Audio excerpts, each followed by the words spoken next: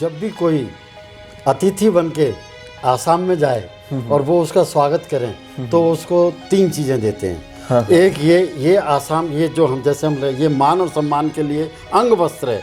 Okay. और ये सिर्फ आसाम में मिलता है। ये अंग वस्त्र बड़ा पवित्र है। सारे आसाम में अगर कोई किसी अपने मेहमान को ये दे दे तो वो ये मेहमान ये समझता है कि इससे ज़्यादा ये मेरा मान सम्मान नहीं कर सकता। दूसरा एक ये भी माता की माँ की ये एक तरह से निशानी है, आसाम के मान और सम्मान की निशानी है। ये भी उन्होंने जब मैं गया मेरे को दी थी। ये इतने बड़े बड़े भी होते हैं, जैसे मान लिया अगर प्रेसिडेंट जाए हमारे या यहाँ गवर्नर को जाए और या कोई मंत्री जाए, यहाँ चीफ मिनिस्टर जाए, तो जब वहाँ उसका स्वागत करेंगे एयरपोर्ट पर तो वहाँ उनको ये मिलेंगी। और स्वाफे की बजाय मान और सम्मान के लिए ये सर पर ये रखते हैं और साइड में ये रखेंगे और उधर से आपको भेंट में ये देंगे। ये तीनों चीज़ें आसाम का प्राइड है। दोस्तों नमस्कार। एक बड़े लंबे अरसे के बाद मैं सर के पास हूँ, डॉक्टर रोहताश गुप्ता जी के पास। इस बीच हमने कई सारे इंटरव्यूज़ किए हैं, लोगों से बातें कही हैं, पर हमारा जो सिलसिला वाइल्ड लाइफ के बारे में शुरू हुआ था वो रुक गया था।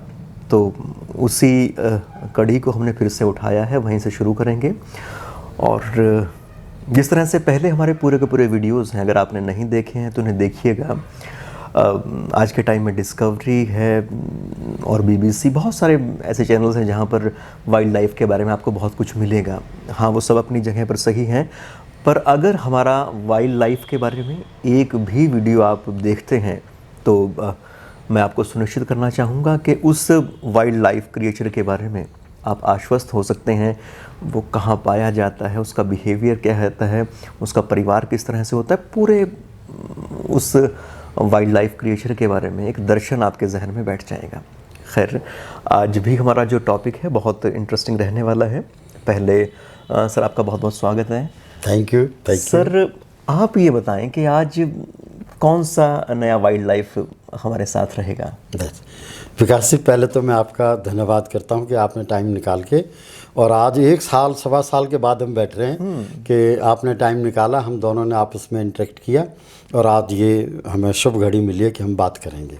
और मैं दर्शकों का भी धन्यवाद करता हूं और उनको पूरा विश्वास दिलाता हूं, जैसे विकास जी ने भी कहा कि एक तरफ तो डिस्कवरी चैनल है, बीबीसी है, नेशनल ज्योग्राफिक है, हम अपने तरीके से थोड़ा प्रयास कर रहे हैं जिसमें ज़ीरो बजट में हम जितना हो सकेगा बेस्ट नॉलेज देने की वो करेंगे। अब विकास जी, जैसे कि आपने मेरे से पूछा कि आज क्या करेंगे, तो आज हम जो करेंगे, कोशिश करेंगे आज हम इस एनिमल के ऊपर फोकस करेंगे।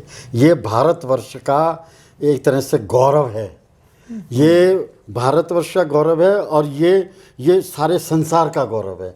और ये एक बड़ा अजीबोगरीब प्राणी है और बड़ा ही इसके सरल, सहज और सुगम रास्ते हैं जीवन के हैं, जो अगर सरल, सहज और सुगम रास्तों में वातावरण और मानस, हमारी ह्यूमन पॉपुलेशन अगर बाधा ना डाले तो जब इनको हम उसमें देखेंगे, वाइल्ड लाइफ सिचुएशन में देखेंगे तो मन देख के बड़ा प्रसन्न होता है इनको, बहुत और मुझे पूरा विश्वास है कि आज के इस लेक्चर से जो भी लोग देखेंगे वो भी मेरे इस विचार के बन जाएंगे कि आओ हम इस राइनोसोरस एनिमल को, जो भारत की विविधता का एक बहुत ही विचित्र प्राणी है, उसका जितना हो सके उसकी प्रशंसा तो कर ही सकते हैं और प्रशंसा करें, इसके बारे में जानें और जहाँ तक हो सके लेख लिखें, कविताएं लिखें और इसके संरक्षण और संवर्धन के बारे में अपने अपने यानी कि हमारी जो जैव विविधता है उसका एक बड़ा सिरमौर कह सकते हैं, खजाना कह सकते हैं। बिल्कुल बिल्कुल बिल्कुल। अच्छा, एक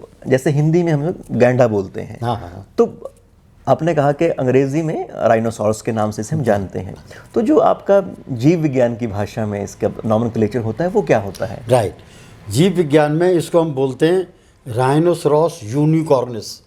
अब ये यूनि मीन्स एक और कॉर्निस मीन्स सींग, तो इसका ये देखिए कि इसका ये ऐसा राइनोसोरस है भारतवर्ष का जिसका सींग एक है।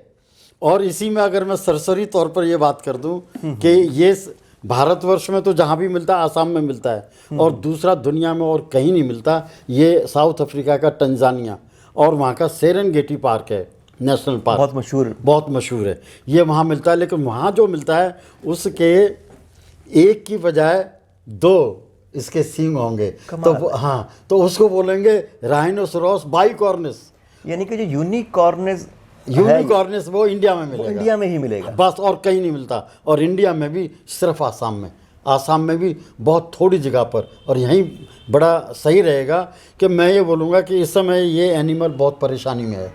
रीज़न सबसे बड़ा रीज़न इसका ये, जब भी कोई एनिमल उसकी जो नेचुरल पॉपुलेशंस हैं, अगर मैं इंग्लिश में वर्ड यूज़ करूं कि फ्रैगमेंटेड पॉपुलेशन, दैट मीन्स वो यहाँ हैं एक गिवन एरिया में, वो यहाँ में, फिर यहाँ है, फिर यहाँ, और कंटिन्यूस पैच में नहीं मिलती।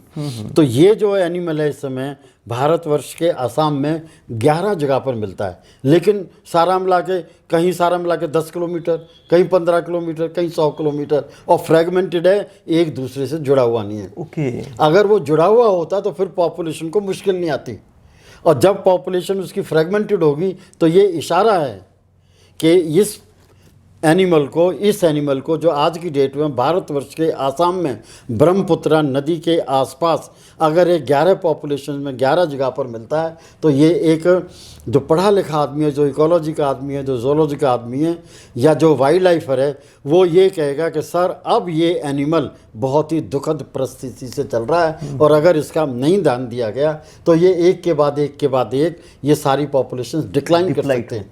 यानी कि अब ये पॉकेट्स में बचा है, बस पॉकेट्स में बचा है। और इसी सिलसिले में फिर ये कहना भी बड़ा ज़रूरी होगा कि भारतवर्ष में अब सभी भाई अपना वो थोड़ा सा नक्शा बना लें भारतवर्ष का। अच्छा, एक सर बीच में आपसे मैं फ़िलहाल ये जानना चाहूँगा कि जैसे आपने कहा कि जो अफ्रीका का जो राइनो है वो 2 सींग वाला है, हमारा 1 सींग वाला है। क्या इनके फिजिक में कुछ और भी फ़र्क है? हाँ, फ़र्क है। फिजिक में ये फ़र्क है कि जो हमारा, इसको हम ग्रेटर, देखिए हमने इसका अगर पक्का नाम देखा, मैं पहले आपको बनाया राइनोसोरस, फिर मैंने कहा इंडियन राइनोसोरस, एक्चुअली इसका नाम है ग्रेटर इंडियन राइनोसोरस। तो इससे 2 बातें निकलती हैं कि एक तो ये है कि लेसर इंडियन राइनोसोरस आज से पहले मिलता था, बहुत पहले, और अब उसका कहीं कोई नामो निशान नहीं है। और दूसरा जो आपने अफ्रीका का बोला, अफ्रीका राइनोसोरस इसके साइज से थोड़ा सा 19 होता है। ओके। और थोड़ा सा रंग में फ़र्क होता है, और जैसे मैंने आपको बताया मेन फ़र्क जो है वो है ही है। तो जो मैं आपने मेरे से पूछा ये किस तरह से मिलता है, तो इसमें अगर मैं सटीक तरीके से बताऊं, मेरे पास में ये भारतवर्ष का नक्शा है। अगर मैं सिर्फ 200 साल पीछे जाऊं या 300 साल पीछे जाऊं, तो ये देखिए, ये हिमालय ये रहा, और आसाम हो गया ये, तो यहाँ से अगर मैं 300 साल पीछे जाऊं तो पाकिस्तान से भी मैं शुरू हो सकता हूँ, और पाकिस्तान से शुरू होके हिमालय के बिल्कुल नीचे तराई में, दैट मीन्स ये अपना हरियाणा, पंजाब और उत्तर प्रदेश का, ये जहाँ आज भी मिलता है दुधवा नेशनल पार्क में, ये तराई में होते हुए नॉर्दर्न उत्तर प्रदेश, नॉर्दर्न बिहार और नॉर्दर्न बंगाल से होता हुआ, बांग्लादेश से होता हुआ, और ये आसाम तक और बॉर्डर तक मिलता था। अगर कंटिन्यूस बेल्ट थी आज से 300 साल पहले। ओके। आज से 300 साल पहले ये कंटिन्यूस बेल्ट थी इसकी, लेकिन किन्हीं कारणों से, जिनमें से मुख्य कारण ये हुआ कि इसका जो हैबिटेट है, जो इसका घर है, वो डिस्ट्रॉय हो गया। वो घर कैसे डिस्ट्रॉय हो गया कि ये नदियों के आसपास मिलेगा, जिसको हम बोलते हैं रिवराइन बेसिन्स, और रिवराइन बेसिन्स में भी सिर्फ वहाँ तक मिलेगा, जो बहुत इम्पॉर्टेंट बात है कि हर नदी में पहले बाढ़ आती थी, बाढ़ के साथ में रेत आती थी, उस रेत को बोलते हैं एलुवियल सैंड, बालू रेत, जिससे चिनाई होती है, रेती बोलते हैं। तो इसके लिए जो चाहिए था, जो इसका घर है, वो है alluvial sand in the basin of reverse. अब हमारे यहाँ जो रिवर थी, यमुना थी, गंगा थी, समझे नहीं, जो चंबल थी, वो सारी की सारी बदल गई, सारी की सारी बदल दी। तो उसमें क्या हुआ, उसका हैबिटेट और फॉरेस्ट को भी डिस्ट्रॉय किया गया। तो इसका जो एलुवियल सैंड या थिक फॉरेस्ट, और थिक फॉरेस्ट किधर, वो भी रिवराइन फॉरेस्ट टाइप से। तो ना तो रिवराइन फॉरेस्ट रहे, ना रिवराइन एलुवियल सैंड अवेलेबल रहा, ये धीरे धीरे सिकुड़ता गया। फिर भी अगर आप, वैसे आपने कहा कि ये सब जगह से खारिज हुआ है, विलुप्त हुआ है, अगर आप फिर भी इसको प्रोसेस को थोड़ा सा और डिटेल में समझाना चाहें कि शुरुआत कहाँ से होती है डिप्लीशन की, सबसे पहले कहाँ पे खतरा आता है और सबसे बाद कहाँ से विलुप्ति होती है, इसके बारे में कुछ बता सकें? हाँ ज़रूर।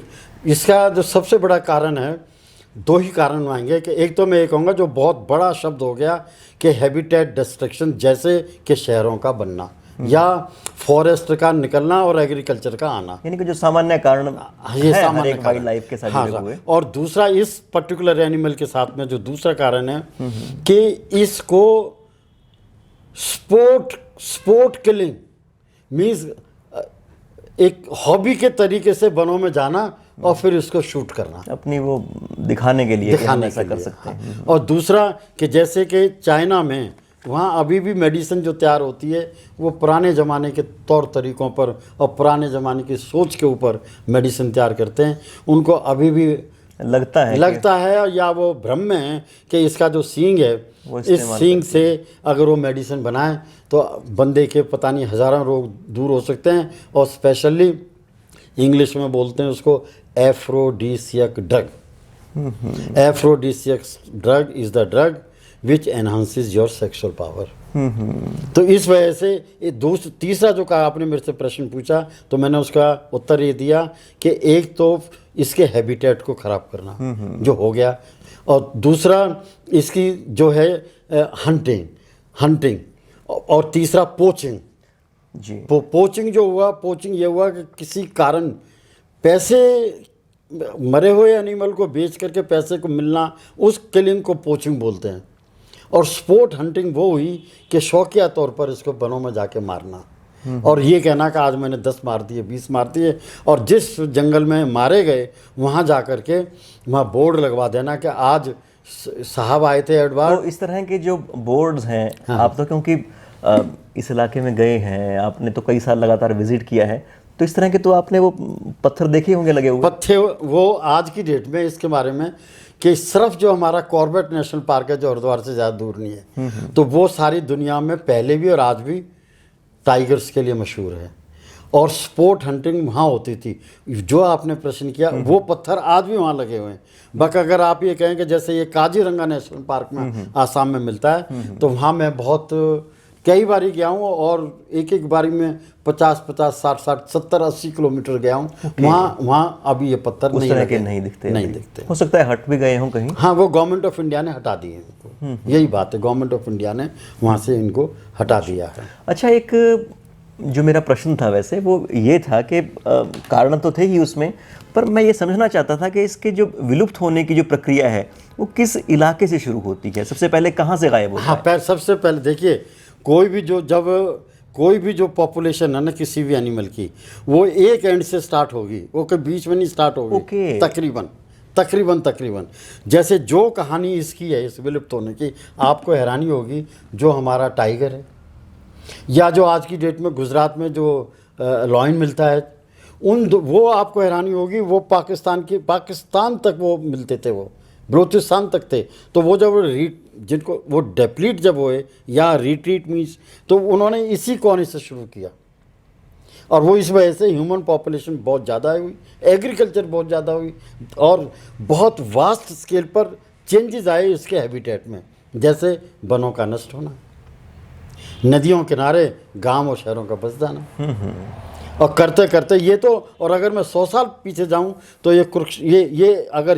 ये अगर उत्तर प्रदेश है तो मैंने कहा ये हिमालय है, तो हिमालय के बिल्कुल नीचे इसको हम तराई का रीजन बोलते हैं। आज की डेट में भी वहाँ नेशनल पार्क है, उसका नाम है दुधवा नेशनल पार्क। और यहाँ एक बड़ी इंपॉर्टेंट बात आई है कि अगर मैं सिर्फ 100 साल पीछे जाऊँ तो दुधवा नेशनल पार्क में सैकड़ों हजारों की संख्या में ये एनिमल अवेलेबल थे।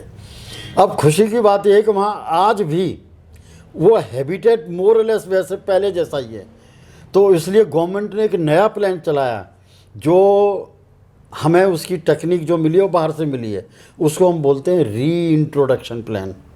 इंट्रोडक्शन से री इंट्रोडक्शन प्लान, यानी कि जहाँ से विलुप्त हो चुके वहाँ पर दोबारा तो फिर इसमें री इंट्रोडक्शन प्लान, कुछ जो ये गैंडे हैं ये आसाम से लाए गए, कुछ नेपाल से लाए गए, पहले 1 पेयर लाए, फिर 2 पेयर लाए, हवाई जहाज से आए थे। और जब वो आए थे तो हमारे न्यूज़पेपर्स में हेडलाइंस में थे। ओके। हैं करते करते आज की डेट में उस दुधवा नेशनल पार्क में हमने रीजनरेट कर गए। ओके। और आज की डेट में जो मेरे को इन्फॉर्मेशन है वो 20 से लेके 25 तक राइनो आज की डेट में एक भी अच्छी यहाँ। खबर यहाँ से आती है। हाँ, तो अगर हम इस जैसे मान लिया नॉर्थ बंगाल, मैं यही बात कर रहा हूँ, north Uttar Pradesh, north Bihar, north Bengal and up to Assam and up to Myanmar, अगर हम इसको किसी तरह से रीजनरेट कर दें तो ये दोबारा से रिहेबिलिटेट हो सकता है। पर इस जैसा इसको हैबिटेट चाहिए या जो 150-200 साल पहले जैसा हैबिटेट था वो अब किसी हालत में नहीं हो सकता, क्योंकि इसके बीच में अनेकों तरह के डेवलपमेंट प्रोग्राम्स हो चुके हैं, जैसे रेलवे लाइन का बिछना, शहरों का बाहर की तरफ फैलना, नए गांव बनना, नए कस्बे बनना। तो हम एक कंटिन्यूस एक तरह की कॉरिडोर यहाँ नहीं बना सकते। अब हमारे पास में इसको बचाने के लिए पॉकेट्स में जहाँ हैं वहीं इसकी देखभाल करने के लिए जी। बात होगा। अच्छा, आपने अभी जो पॉपुलेशन की बात कही, तो अगर हम असम के अंदर देखें तो आपके जो जानकारी है उसके हिसाब से कितनी पॉपुलेशन इनकी होगी? इसमें ऐसा है कि तकरीबन 1960 के करीब सारे हिंदुस्तान में मिला मिलू के लेस देन 400 ये रह गए, तो ओनली लेस देन 400। उसके बाद में जब रीइंट्रोडक्शन प्लान चला या इसकी जिसको बोलते हैं कंजर्वेशन प्लान चला, उसके बाद में आज की डेट में आपका प्रश्न का ये है कि हिंदुस्तान में आज की डेट में अगर हम सारे लगाए जाएं तो उनमें से तकरीबन जो पॉपुलेशन का नंबर जाएगा वो 2300 से लेके 2700 तक है। ओके। और उसमें से भी दूसरी बात मैं कहूँगा 2300 से लेके 2700 तक, और मान लिया 2500 पर आ जाइए तो 2500 का 70% जितना बनेगा वो अकेले सिर्फ वो ब्रह्मपुत्र रिवर के आसपास मिलेगा। ओके। ब्रह्मपुत्र रिवर के आसपास मिलेगा। तो इसमें जो ये एरिया है जिसमें ये इतनी संख्या में पाए जाते हैं, तो इस एरिया का विस्तार कितना है? कितने किलोमीटर में, अगर लंबाई में देखें तो करीब कितने किलोमीटर में होगा? हाँ, उसमें ये है कि देखिए आसाम में इस समय 5 ऐसी जगह हैं जहाँ ये बड़े अच्छे नंबर में मिलता है। जैसे मैं खुद वहाँ गया हूँ, सबसे पहले तो मैं उनमें से नाम लूँगा Kaziranga national park. Kaziranga national park अगर आपने लेंथ एंड ब्रेड्थ पूछी है तो कम से कम भी 150, 200, 250 किलोमीटर वो लंबा है, एक तरफ चला जाता है। ठीक है ना। और उसके अलावा अगर उसकी चौड़ाई देखें तो तकरीबन 70 से लेके 100 किलोमीटर की चौड़ाई है। तो ये उसका रेंज हो गया। लेकिन इसके अलावा एक जगह का नाम है औरंग नेशनल पार्क, आसाम के अंदर ही है औरंग नेशनल पार्क। एक का नाम है पवित्रा वाइल्ड लाइफ सेंचुरी। ओके। हैं पवित्रा वाइल्ड लाइफ सेंचुरी। एक का नाम है गोलपाड़ा। इस तरह से 5 जगह हैं जहां ये आज की डेट में मिलता है। जो बाकी जो जगहों का आपने नाम लिया उनको हम कम सुन पाते हैं, जिनमें से 2 मैं आपको बताऊं कि 3 तो आपको याद भी रह सकते हैं। एक तो होगा काजीरंगा नेशनल पार्क, सबसे ज़्यादा हाँ, असम को जानते हैं इनकी वजह से हैं। और दूसरा कि एक तो पवित्रा वाइल्ड लाइफ सेंचुरी और एक Orang national park. Orang national park में अगर आप वहाँ जाएँ कि जैसे मैं गया हुआ हूँ वहाँ, तो अगर आप जो उसके अंदर वाइल्ड लाइफ सेंचुरी के अंदर जो सड़क बनी हुई है उस सड़क पर जब वो मेरे को लेके गए तो उन्होंने जब वहाँ वो अपनी व्हीकल बंद कर दिया, ऑफ कर दिया, और उन्होंने कहा देखो जी, तो आपको हैरानी होगी कि मेरे से सारा मिला के 100 या 150 फुट दूर मैंने इनको देखा 10-10, 15-15 के ग्रुप में। तो ये खुशी की बात है कि पवित्रा वाइल्ड लाइफ सेंचुरी और बढ़िया कर रहे हैं। हाँ, और काजीरंगा नेशनल पार्क और औरंग, इन 3 में हम अच्छा, इसको अभी एक आप ये बताएं कि आपने कहा कि आप गए हैं, तो अगला प्रश्न मेरा यहाँ पर ये बनता है कि अगर हमारा कोई दोस्त यहाँ तक जाना चाहे तो फिर वो रास्ता कैसे है, मतलब वो कहाँ जाएंगे, फिर उसके बाद इसके बारे में बताएं। हाँ, उसमें ये कि देखिए यहाँ से पहले तो ट्रेन जाती है, ज़रूरी नहीं कि हवाई जहाज़ से जाए। और ट्रेन में आजकल तो सीनियर सिटीजन को तो बहुत ही कम पैसे में पहुंच सकता है। तो यहाँ से पहले हमें गुवाहाटी जाना पड़ेगा। और हमें अपना ये नहीं कि वहाँ किसी से जाके पूछें कि मैंने काजीरंगा नेशनल पार्क जाना है। हर एक आदमी को आसाम में भी नहीं पता काजीरंगा नेशनल पार्क कहाँ है, क्योंकि यही हमारी दुखद कहानी है भारतवर्ष की। तो वो तो आपको यहाँ से एक पूरा ट्रिप बना के जाना पड़ेगा, पैकेज ट्रिप बना के जाना पड़ेगा वाइल्ड लाइफ का, कि आप वाइल्ड लाइफ एक्सपर्ट को ढूंढेंगे, ऑनलाइन बहुत अवेलेबल हैं, और वो आपको ये जो मैंने आपको जगह बताई हैं, जैसे काजीरंगा नेशनल पार्क, पवित्रा वाइल्ड लाइफ सेंचुरी या औरंग नेशनल पार्क, वो आपको वहाँ लेके जाएंगे। और वहाँ से जो मैं गया हुआ हूँ, बड़ी मुश्किल से 4-4 घंटे का रन है, ज़्यादा दूर का है। और देखो एक और आपको बात बताऊँ कि मेरे को वहाँ ऐसे लोग मिले जो मेरे को ब्रह्मपुत्र लेके जाया करते थे, तो ब्रह्मपुत्र के किनारों के आसपास भी, क्योंकि वाइल्ड लाइफ में थे हम, तो वहाँ देखा करते कौन से एनिमल्स मिले हैं। तो ऐसे लोग मिले जो ये कह रहे हैं सर 1910, 1915, 1920 तक, कहता है मैंने वहाँ छोटे छोटे से पहाड़ थे, कहता है जी हमारे पूर्वजों ने ये राइनोसोरस बिल्कुल उसके किनारे देखा था, हैं जी। और दूसरा कि जब हम वहाँ काजीरंगा नेशनल पार्क गए, तो काजीरंगा नेशनल पार्क में जहाँ हम रात को सरकारी उसमें ठहरे हुए थे गेस्ट हाउस में, तो तकरीबन 2 बजे के करीब रात को, तकरीबन 2 बजे के करीब एक राइनोसोरस हमारे बिल्कुल उसके पास में आ गया, जो हमारा गेस्ट हाउस था, और इतनी दूर जैसे सारा मिला के 15-20। तो मैं जो आपको बात बता रहा हूँ कि जैसे बावले गांव में ऊँट आ जाए, उसी तरह से उस काजीरंगा पार्क में इसको देख करके लोग ऐसे हैरान हुए, ओए देखो देखो कम कम कम सी। तो मैं यहाँ से एक बात बताना चाहता हूँ कि जहाँ पग पग पर ही एनिमल मिलता था, अगर आज वो काजीरंगा नेशनल पार्क में 100 फीट की नज़दीकी पर मिल जाए तो लोग शोर मचाते हैं। ये एक कहानी बता रहा है ये सारी चीज़, क्या कि कहाँ जहाँ कभी ये हज़ारों की तादाद में मिलते थे, अब वहाँ अगर आप वाइल्ड में काजीरंगा में देखना चाहें और वाइल्ड में जीवित देखना चाहें, तो हो सकता है आपको 3-4 दिन चक्कर लगाना पड़े, तब आपको कामयाबी हासिल हो। तो यहाँ से ये पता लगता है कि ये एनिमल आज की डेट में कितनी ज़्यादा दुखद स्थिति में है। अच्छा, एक आप ये बताएं कि हर एक जो वाइल्ड लाइफ है उसका एक अपना बिहेवियर होता है, तो इसके साथ किस तरह का व्यवहार इसका रहता है? शांत रहता है या बहुत एग्रेसिव है? किस तरह का व्यवहार है? हाँ, ये इसका जैसे कोई भी पर्टिकुलर एनिमल है, या जैसे हमारा अपना स्वभाव होता है, हमारा अपना बर्ताव होता है, उसी तरह से इसके बिल्कुल सेट पैटर्न है स्वभाव के। तो आपने पूछा इसका बिहेवियर कैसा है, जैसे मैं आपसे कहूँगा ये तकरीबन जो एडल्ट एनिमल है वो सोशल नहीं है, मेल। वो तकरीबन अकेला अकेला घूमेगा, सोशल नहीं है। और अगर कभी मिलेगा तो फिर ये ऐसा है, उसको हम बोलते हैं ग्रुप में मिलेगा, हैं तो ग्रुप होंगे 10 का, लेकिन उस ग्रुप में क्या होगा कि आपने 10 राइनो देखे और फिर अगर आप उनका सेक्सुअल असॉर्टमेंट करने लग जाएं तो आपको पता लगेगा इसमें एक तो मेल है, सिर्फ एक मेल है। अच्छा। और दूसरा आपको ये पता लगेगा कि इसमें एक अडल्ट फीमेल है। बाकी जो 8 हैं वो सारे के सारे या तो मेल बहुत छोटे बच्चे हैं 2-2 साल के, और या उसमें सारी की सारी ऐसी फीमेल्स हैं जो 4-1 साल के बाद में वो रिप्रोड्यूस करना शुरू कर देंगी। मींस एक मेल एडल्ट एक फीमेल एडल्ट अपने साथ रखता है, बहुत छोटे बच्चे अपने साथ में रखता है मेल, और फीमेल ऐसा रखता है जो इस बॉर्डर लाइन पर हैं कि अब वो बच्चे पैदा करने के लायक हो जाएंगी। वही अलाउड है उस ग्रुप में अगर 10 है, वरना दूसरा अलाउड नहीं। और ज़्यादा जो इंटरेस्टिंग बात है कि फिर वो मेल कहाँ जाएंगे जो 5-5 साल के हो गए। तो जो मेल हैं वो एक पर्टिकुलर एडल्ट वयस्क जो मेल की जो टेरिटरी या होम रेंज है वो तकरीबन 2 किलोमीटर से लेकर 8 किलोमीटर तक का होता है। उसके बाद में एक और मेल की टेरिटरी शुरू हो जाएगी और इन दोनों की आपस में ओवरलैप भी करती है और ये आपस में लड़ते नहीं, अनलेस एंड अदरवाइज उन दोनों में सेक्सुअल पीरियड ना चल रहा हो उनका।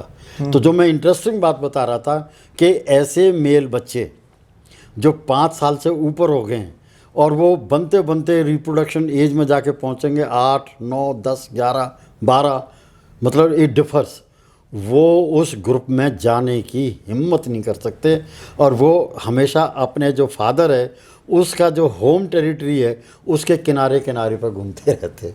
वो नॉर्मैड्स की तरह। हाँ, नॉर्मैड्स की तरह। तो अगर फीमेल की भी टेरिटरी होती है, लेकिन एक मेल की टेरिटरी अगर मैंने आपको बताई 2 से 10 किलोमीटर होती है और उसमें ये ग्रुप है, तो फीमेल का ऐसा कोई पक्का ये नहीं होता कि भी टेरिटरी उसकी होगी, वो मेल के साथ ही तकरीबन अपना वो ना। और जो फीमेल बच्चियाँ हैं 4 से लेके, अगर बच्ची जो है फीमेल 6 साल में हीट पीरियड में आ जाती है तो जो 3 से लेके 6 साल तक हैं उनको मेल कभी भी रिपेल नहीं करता, डिस्पेल नहीं करता, एक्सपेल नहीं करता, वो उस ग्रुप में अवेलेबल होती हैं। तो क्या जो ये एक मतलब जो हेड करता है उस पूरे ग्रुप को, एक राइनो है, तो क्या वो जितनी भी फीमेल्स हैं सबके साथ ऐसे ही इंजॉय करता है?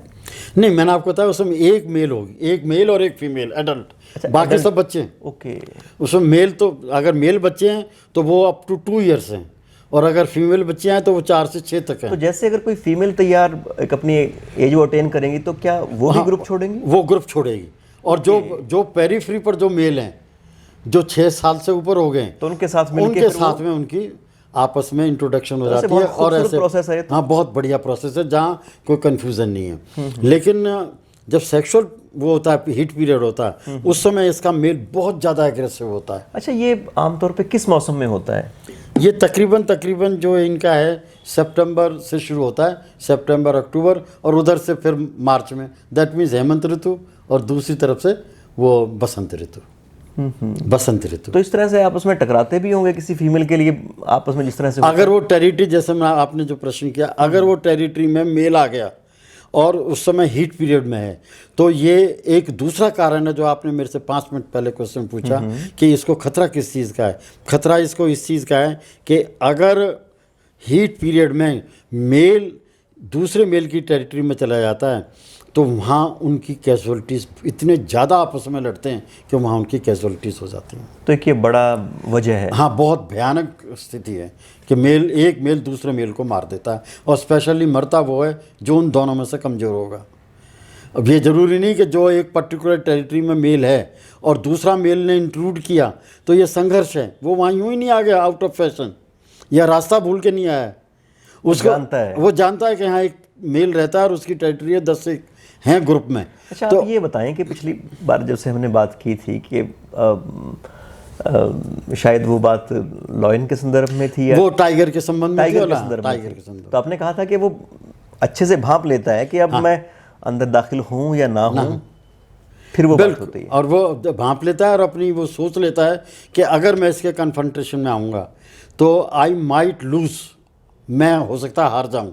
उसके मन में अगर ये बात आ गई कि आई माइट लूज, क्यों कि वो एक दूसरे के बहुत नज़दीक आते हैं और वो बहुत ज़ोर से दहाड़ते हैं, अपने मुंह को खोल लेते हैं, दांतों को दिखाते हैं, 100 तरह के तरीके करते हैं, और वो बार्किंग इज़ नॉट यूजलेस, वो एक्चुअली एक दूसरे को जानने की कोशिश करते हैं, जज करते हैं। जैसे हम किसी चीज़ को तराजू में तोलते हैं ना, तो वो एक दूसरे को तोलते हैं। तो जो लूज़र है, जो प्रोस्पेक्टिव लूजर है, वो वहाँ से मैदान छोड़ के भाग जाता है। तो क्या इस केस में भी इनके पास इतनी ही सूझ रहती है?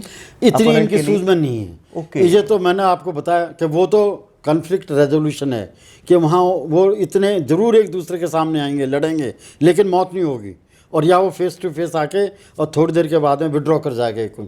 इसमें से विड्रॉ नहीं करता, इसलिए तकरीबन कन्फ्रंटेशन या तो होगा नहीं, जो कन्फ्रंटेशन आ गया तो कन्फ्रंटेशन का रेजोल्यूशन नहीं है।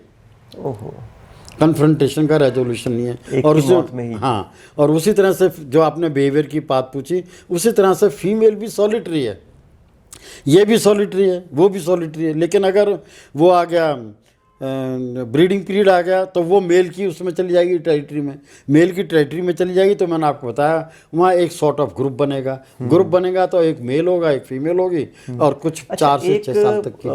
आपने वैसे बता भी दिया है कि करीब ये 7-8 साल के बाद ये एक मेल एडल्ट हो जाता है। हाँ, तो फीमेल का भी यही टाइम रहता है? नहीं, फीमेल का तकरीबन 4 से 6, 4 साल से लेके 6 साल तक है, और जो मेल है उसका 6 साल से लेके मैंने लगता है 6 से लेके 10 तक है। और कईयों का जो रिपोर्ट मैंने पढ़ के देखी, इवन अगर कैप्टिविटी मीन्स कि अगर उसको किसी पिंजरे में बंद कर रखा तो 15 साल भी उसको लग जाते हैं। इसकी एज है तकरीबन 40 साल।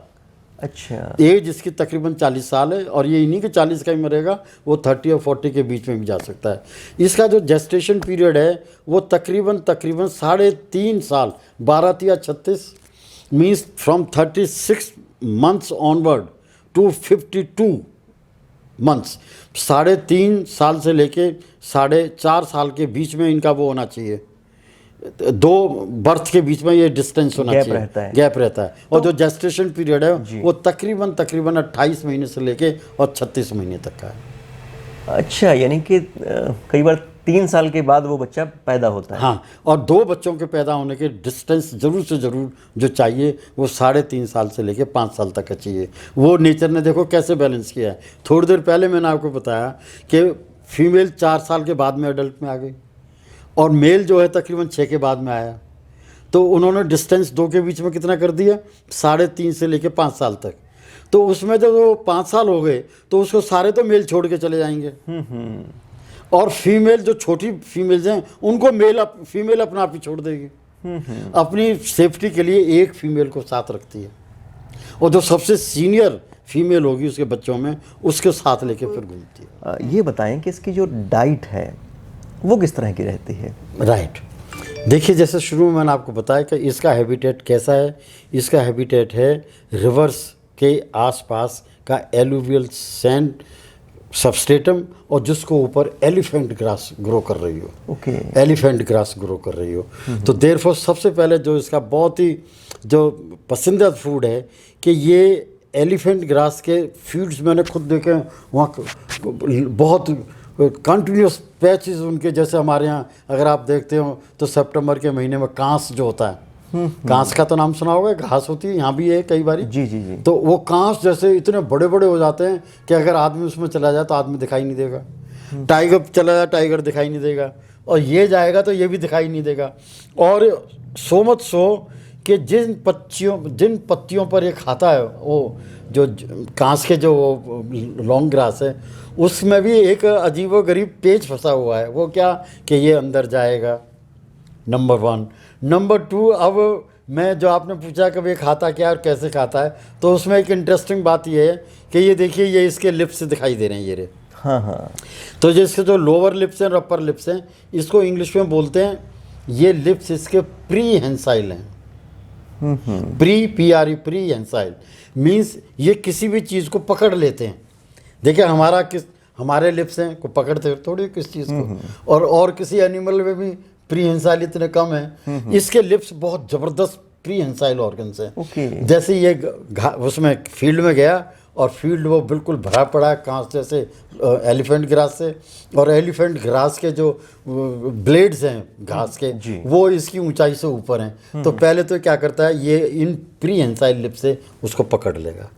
जब उसकी पकड़ में आ गए तो उनको झटका देता है, और झटका देता है तो जो ऊपर वाले जो जितने भी ग्लास के ब्लेड्स थे वो साइड में गिर जाते हैं। जब साइड में गिर जाएंगे फिर उनको खा लेगा। ओके, इस तरह से तरीका तो ये सबसे बेस्ट तो इसकी जो वो ये है, डाइट ये रहती है। सपोज कर लो जैसे मैंने आपको बताया जैसे हैबिटेट डिस्ट्रक्शन हो रहा है और वहाँ लॉन्ग ग्रास के कंटिन्यूस पैचेस इतने नहीं है कि रोज़ सारे साल वहाँ खा सके, तो फिर इसके पास में दूसरी ऑप्शंस अवेलेबल हैं।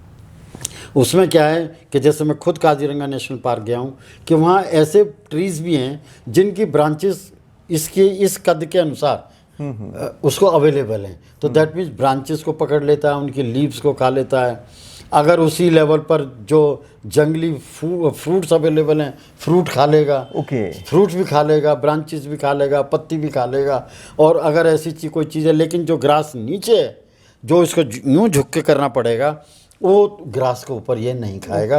इसलिए इसके लिए ज़रूरी है, अब हैबिटेट की बात पर हम जाएँ, और अब जो ऑफिसर वहाँ जिसकी ड्यूटी लगाई गई है कि इसको कंजर्व करना है, इसका संरक्षण करना है, संवर्धन करना है, तो वहाँ के हैबिटेट को वो ऐसा करेगा कि वहाँ कांस के सैकेरम मुंजा बोलते हैं वो वहाँ अवेलेबल हों, कंटिन्यूस हों और इतने लंबे हों कि अगर ये अंदर जाए तो ये दिखाई भी ना दे। वो तो इस वजह से क्योंकि लंबे हैं, और फिर वो इतने ऊंचे भी ना हों कि उसकी लीव्स इसके प्री हेंसाइल लिप्स से पकड़ से दूर हों। तो इसलिए इसका जो सबसे बढ़िया हैबिटेट है जो मैंने आपको बताया कि ब्रह्मपुत्रा, जैसे आज की डेट में वो ब्रह्मपुत्र आसाम में सिर्फ ब्रह्मपुत्रा जो रिवर है उसके दोनों तरफ जो एलुवियल सैंड के ऊपर जो ये लॉन्ग ग्रास उगी हुई है ये इसका घर है। तो इस वजह से ये ऐसा होता है। और दूसरा एक और चीज़ है इसके लिए जो चाहिए जो वो भी ध्यान में रखनी ज़रूरी है कि एलुवियल सैंड तो वो हो गया, बालू रेत हो गई। अब ये बालू रेत में लेटता नहीं है, लेकिन इसके लेटने की बड़ी ज़्यादा अंदर एक इच्छा होती है, अर्ज होती है। अच्छा। तो इसको वहाँ ऐसी चीज़ होनी चाहिए कि वहाँ बहुत नज़दीक में रिवर के अलावा, देखिए मैं बता रहा हूँ कि एक तो रिवर बहुत बड़ी जैसा ब्रह्मपुत्र है, और इतनी रिवर है, मैं बता रहा हूँ जब ट्रेन उसको पार करती है तो मेरे अपना ख्याल है, मैंने अंदाज़ा लगा के देखा 4 से 5 मिनट लग जाते हैं। लेकिन वो उसके अंदर नहीं जाएगा, रिवर के अंदर नहीं जाएगा, रिवर के किनारे पर रहेगा। तो जो मैं आपको बात बताना चाहता था कि alluvial sand loaded with elephant grass, उसके अलावा वहाँ थोड़ी थोड़ी दूर पर छोटे छोटे पानी के स्रोत होने चाहिए, और उन पानी के स्रोत में कीचड़ होनी चाहिए। अच्छा, कीचड़, तो उस कीचड़ में ये जाकर के लेट लगाता है अपने आप, और लेट लगाता है तो वहाँ से पानी भर के लाता है। तो ये जैसे जब ये पानी में जाएगा, कीचड़ में जाएगा, तो ये जो इसकी जो उस समय अगर संरचना के बारे में बात करेंगे तो इसकी जो स्किन के ऊपर ये फोल्ड्स बने हुए हैं, देखो ये फोल्ड बने हुए हैं, तो ये फोल्ड है जो ये फोल्ड है जो इधर, ये अंदर थोड़ा सा इसमें ग्रूव है, तो जब अंदर जाएगा तो यहाँ पानी अपना आप ही भर जाता है। तो जब ये बाहर आएगा तो ये पानी से लोडेड होता है। तो अगर कोई पूछने लग जाए कि जी इनका फ़ायदा क्या है, तो इनका फ़ायदा एक तो ये है कि ये पानी वहाँ से ले आता है, और दूसरा ये हो गया कि ज़्यादा गर्मी सर्दी से ये वो करती हैं, ये जो बचा के। पर वहाँ एक हॉर्स फ्लाई होती है जिसको टेबेनस बोलते हैं, वो टेबेनस इस पर डंक मारती है, लेकिन जब डंक मारेगी तो ये जो इतनी मोटी खाल चढ़ी हुई है, ये वहाँ कोई शील्ड का काम नहीं कर पाती, और उससे उसको और उससे उसको बीमारियाँ हो जाती हैं। एक और बहुत अच्छी बात ये है कि ये सारा कलर जो मेरे को जो मेरे पास में है, ये तो है सारा आपको येलो दिखाई दे रहा है, पर इसकी सारी जो संरचना है, इसकी खाल का रंग जो है ग्रे है। लेकिन जहाँ जहाँ फोल्ड हैं वो आपको गुलाबी दिखाई देंगी। ओके, वो गुलाबी इसलिए दिखाई देंगी कि जो ब्लड वेसल्स की यहाँ बहुत ज़्यादा रिच सप्लाई होती है, बहुत ज़्यादा रिच सप्लाई होती है। तो वो जो गुलाबी रंग है, पिंकिश कलर है, वो सिर्फ वेन्स में, आर्टरीज में दिखाई देता हुआ खून है और कुछ नहीं है। अब उनका वो यहाँ किस वजह से है, उसका कहीं पढ़ने में तो आया नहीं है कि स्किन रेस्पिरेशन होता हो। स्किन रेस्पिरेशन वो हो गया कि भाई नज़दीक में यहाँ पानी भरा हुआ है और नज़दीक में ब्लड वेसल्स हैं, तो वो ऑक्सीजन को ऑब्जर्व कर सकें। पर ऐसा कोई तथ्य कहीं मेरे को फैक्ट मिला नहीं। तो जो इसमें बात आपने जो पूछी उसमें वो इस प्रकार है। जी। अच्छा, खाने के बारे में आपने बताया, पर अपने इस वीडियो से पहले हम बात कर रहे थे इसके पीने के बारे में भी कुछ चीज़ें बड़े कमाल की हैं, तो उसके बारे में प्लीज़ बताएं। पीने में ये है कि देखिए, जब भी कभी जाएगा तो ये पानी एट ए टाइम 1 मिनट से ज़्यादा पानी नहीं पिएगा। अच्छा। लेकिन अगर पानी जो लिटरेचर में अवेलेबल है, वो पानी अगर वहाँ सफिशेंट मात्रा में अवेलेबल नहीं है, तो ये छोटे छोटे जो मैंने आपको बताया पूल्स जो बने रहते हैं पानी के, ये वहाँ यूरिनेट कर देता है।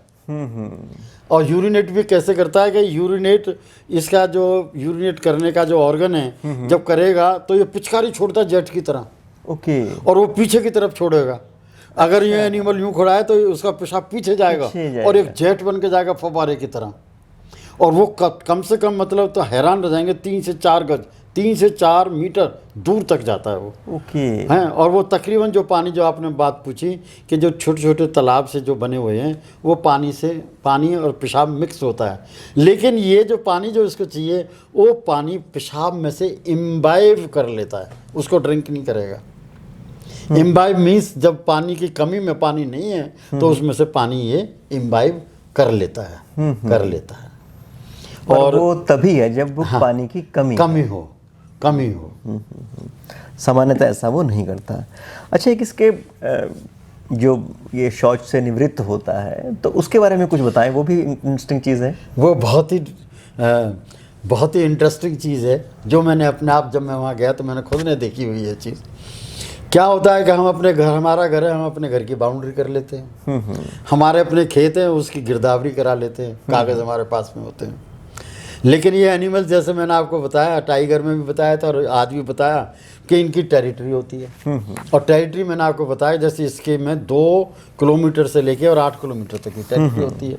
तो ये जो आपने मेरे से प्रश्न पूछा, अब वो टेरिटरी में वहाँ ना तो ये गिरदावरी करा सकता, ना वहाँ दीवार इकट्ठी कर सकता, तो वहाँ क्या करते हैं, इनका कई साधन है उस चीज़ के। तो सबसे बड़ा साधन ये है कि ये जो एक ग्रुप के जो एनिमल्स हैं और स्पेशली जो डोमिनेटिंग मेल है वो, उसमें रास्ते बने हुए हैं। टॉप जो टॉल ग्रास है उसमें अगर 10 किलोमीटर हैं तो जैसे आदमी भी रास्ते बना लेते हैं, उसमें एक रास्ते बने हुए हैं इन्हीं के लिए, इन्होंने बना रखे हैं, तो उनमें से आते जाते रहते हैं। लेकिन ये नहीं, ये जो डेफिकेशन मीन्स जब ये शौच आदि से निवृत्त होते हैं, ऐसा नहीं कि जैसे घोड़े ने जहाँ मन में आया वहाँ कर दिया। ये एक पर्टिकुलर इनके अर्ज है अंदर, ओके। और वो उसी जगह पर जाएंगे जहाँ नज़दीक में अब ढेर लगा हुआ है। और जो आप हैरान रह जाएंगे कि छोटे छोटे से जैसे दीमक से बने हुए हों ऐसे टीवे बन जाते हैं, 8-8, 10-10 मीटर नहीं, फुट ऊंचे। वाह। ठीक है ना जी। और वो इनका टेरिटरी मार्किंग है।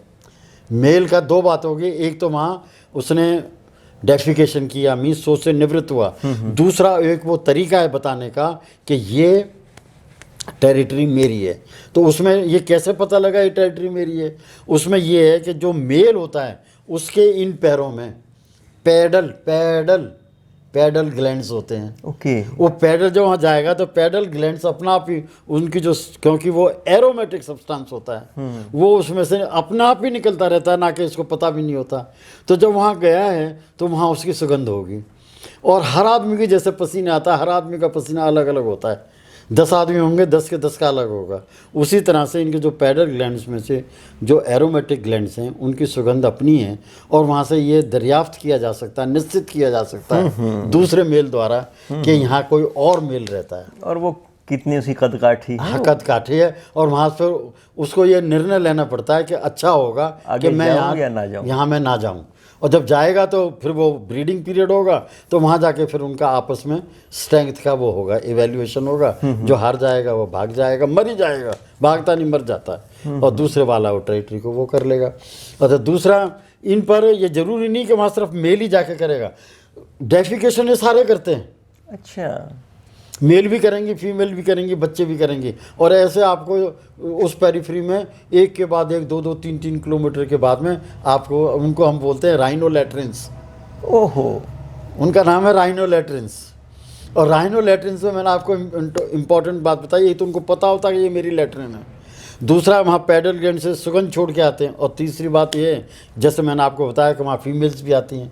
तो जो अडल्ट फीमेल्स जो आती हैं उनकी अपनी सुगंध होती है, उनके ऊपर भी वो जिसे कहते हैं ग्लैंड्स होते हैं। तो वो हर फीमेल अपना उनका अलग अलग होता है। तो जो मेल है ना, वो हवा में, जैसे हम अगर यहाँ देखते हैं ना अपने यहाँ कि सांड जो है जब गऊ के पीछे लगता है तो आपने देखा वो मुंह ऊपर कर लेगा। हाँ। और मुंह ऊपर करके और नॉस्ट्रल्स को भी खोल लेगा। हाँ। तो वहाँ उस समय उसको फीमेल्स की हार्मोन्स दिखाई देती हैं, वो सूंघता है उनको, और फिर वो हीट पीरियड में आता है। ओके। तो उसी तरह से ये भी जो है, ये मुंह को ऊपर तो नहीं करता, वो मुंह को थोड़ा नीचे रखेगा, और नीचे करके, और उस जब वो उन्माद में आ जाएगा तो सीधा जाता है और फिर ढूंढने की कोशिश करता है कि फीमेल कहाँ। तो जो लैट्रिन्स की आपने बात की, उनकी कई यूटिलिटी हैं।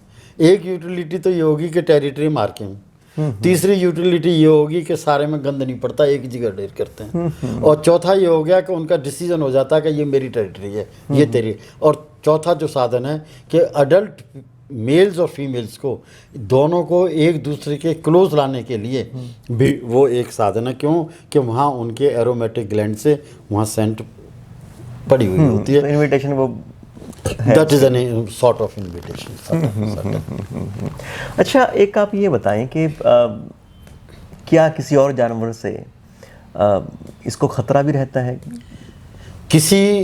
ये हालांकि हर्बीवोरस है, कोई भी एनिमल हर्बीवोरस होगा जैसा कि हाथी है जी, तो उसमें इतनी ज़्यादा लड़ने की ताकत नहीं होगी, लेकिन एग्रेसिव भी कम होगा। लेकिन अगर आप हाथी को देखें, हाथी एग्रेसिव हो जाता है। अच्छा। और अगर जंगल का राजा सपोज करो जहाँ हाथी है वहाँ टाइगर है, तो दोनों का कन्फ्रंटेशन हो तो हाथी कभी उससे मार नहीं खाता। उन दोनों का अगर आप पहले तो दोनों कन्फ्रंटेशन में आएंगे नहीं, और जो कन्फ्रंटेशन में आएंगे तो हाथी जवाब देता है उसका और पीछा करता है और टाइगर भाग जाता है। अच्छा। उसी तरह से इसके भी जो सामना होता है वो टाइगर से होता है, लेकिन टाइगर कभी भी आज तक जो रिपोर्ट है लिटरेचर में, टाइगर ने अभी आज तक कभी ऐसा नहीं कि वो हैबिचुअल वे में इसको अटैक करता हो और फिर इसको खाता हो। ठीक है ना जी। हैबिचुअल वे में इसका जो अगर कोई वो एनिमल वो क्या कहते हैं एनिमी है, तो एनिमी सिर्फ इसकी बीमारियां हैं। अच्छा। बीमारियां जैसे मैंने आपको बताया कि एक तो टिक्स, एक छोटा सा जानवर होता है, एक टेबेनस फ्लाई, और दूसरा ये मलेरिया वगैरह, सो एंड सो फोर्थ। और स्पेशली दो बहुत ज़रूरी हैं, एक लीच वगैरह भी आ जाती हैं। तो सबसे पहले टिक्स और दूसरा जो मैंने आपको बताया टेबेनस फ्लाई। और इसको वो जो बीमारी हो जाती है तो उस समय ये है, उससे बहुत डेथ होती है, प्लेग की तरह फैलती है वो, प्लेग की तरह फैलती है। इसके बारे में मैं आपको और 2-3 इंटरेस्टिंग बात बताऊं कि देखिए अब ये एनिमल मेरे हाथ में है। आपने मेरे से थोड़ी देर पहले पूछा था, देखिए मेल और फीमेल मोर और लेस दोनों एक जैसे होते हैं। जैसे कि ये जो संरचना है कि उसी तरह से ये हॉर्न ये भी होंगे और पूंछ भी होगी। लेकिन ये जो हॉर्न है फीमेल में मेल के कंपेयर टू मेल थोड़ा छोटा होगा। अब दैट मीन मेल में कितना होता है, तो ये देखिए, ये देखो कि नंबर 1 एक तो कर्व्ड है पीछे की तरफ, दूसरा ये जो हमारी गाय भैंस हैं वो उस तरह का हॉर्न नहीं है। आपको हैरान हो जाएगी, ये एक कॉन्ग्रीगेशन मीन्स एक इकट्ठे हुए हैं ये क्या बाल, कैन यू। अच्छा। और वो बालों में जैसे हमारे बाल हैं इनमें केराटिन है, जैसे कि हमारे नाखून में है ना केराटिन, तो इसके बालों में केराटिन है। और वो सारे एक गुच्छा बन के, और ये this is the hardest substance produced by nature, और है किस चीज़ का बना हुआ, बाल का। और एक इम्पॉर्टेंट चीज़ ये है कि जो मेल इंडियन मेल है जब आपस में लड़ाई लड़ते हैं तो कभी वो हॉर्न को यूज़ नहीं करते लड़ाई। हद होगी। ये जो यूज़ करेंगे वो जो माउथ है, माउथ में जो नीचे वाले जो दांत हैं उनको इंसाइजर्स बोलते हैं। इंसाइजर, वो इंसाइजर दांतों को एज वेपन यूज़ करते हैं। एक दूसरे को जो मारते हैं वो हॉर्न से नहीं मारते इंस्टेड। और जो वहाँ का जो वो है राइनोसोरस अफ्रीका का, उसमें जो लड़ाई होती है वो दांतों से लड़ाई नहीं लड़ते, वो लड़ाई लड़ते हैं हॉर्न से। कमाल। हॉर्न तकरीबन 9 इंच का होता है, बेस से अगर लें, बेस से लें तो 9 इंच ऊंचा होता है, और अगर फीमेल में लें तो 7 इंच जाएगा। इसका जो बेस है ये तकरीबन 4 से लेके एक लॉन्गिट्यूडनल वाइज 4 से लेके और 6 इंच तक का है। और अगर यहाँ इसकी चौड़ाई यहाँ लें और यहाँ लें, वो 2 से लेके 3 इंच तक की है, 2 से। और ये हॉर्न जो है जैसे हमने पहले देखा कि जैसे ही दोनों में होता है, और जैसे ही उनकी उम्र 4 और 5 साल की होती है उस समय ये उगना शुरू करता है, और 2-1 साल में ये कंप्लीट हो जाता है।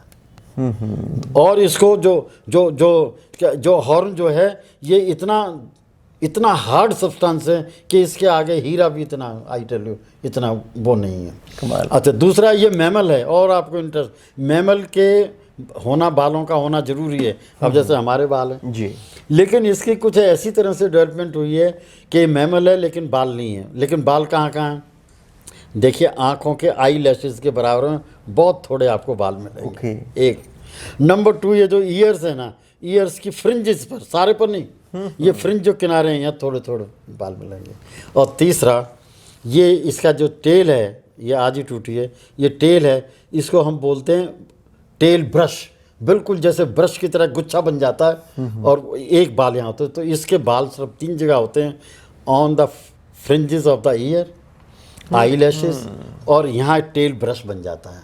और वो टेल ब्रश वो थोड़ा बहुत इसको हेल्प करता है ऐसे ऐसे करने में, और जो फ्लाइज वगैरह आती हैं उनको उड़ाने में इसकी मदद करता है। बढ़िया कि मेरा विश्वास है कि एमएससी जिसने जोलॉजी की है, एक 6 महीने का, साल भर का डिप्लोमा कोर्स चलाया जाए, कुछ ऐसा हो जाए, साल भर का कोर्स चला जाए वाइल्ड लाइफ में। और जितने भी वाइल्ड लाइफ हमारे नेशनल पार्क्स हैं, जितने भी हमारी वाइल्ड लाइफ सेंचुरीज हैं, उनको हम वेल निट बना के और वहाँ की जानकारी पूरी प्राप्त करें। जी। तो हमारा ये, मेरे को पूरा विश्वास है।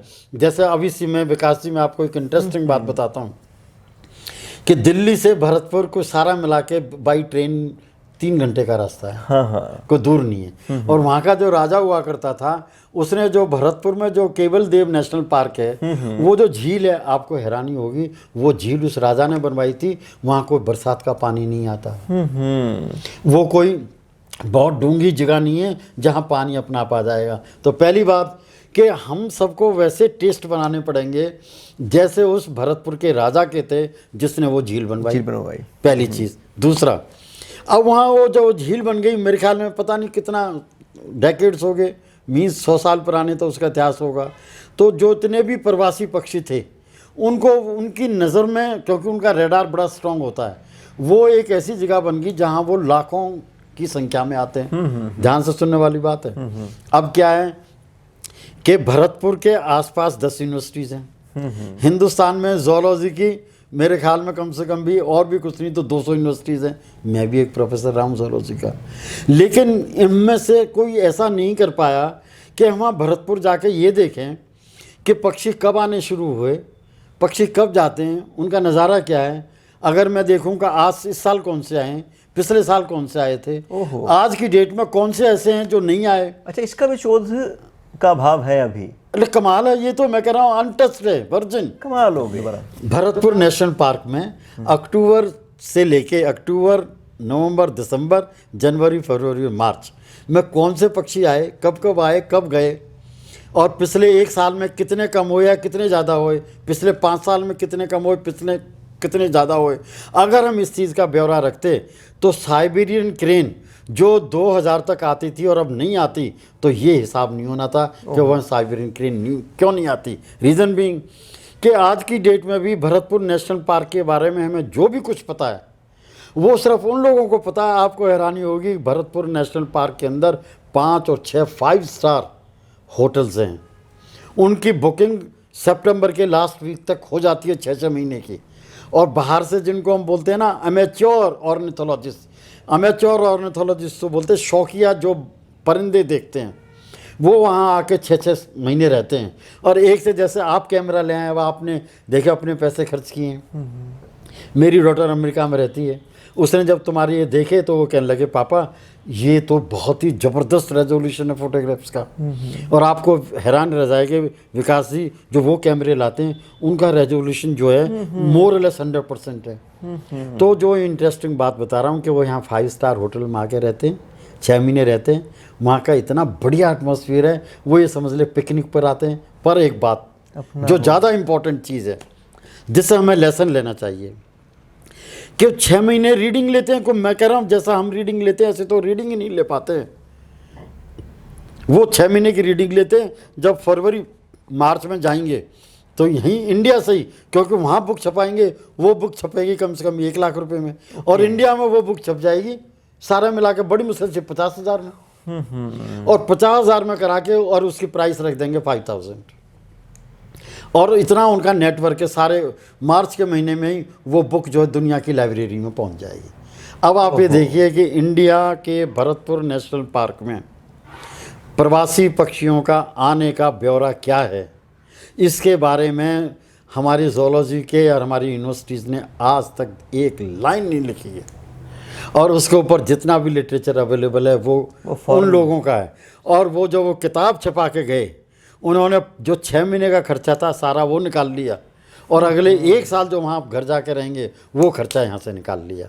मैंने आपको एक एग्जाम्पल दी है कि ये एक सोने की खान है, ये एक हीरों की खान है, लेकिन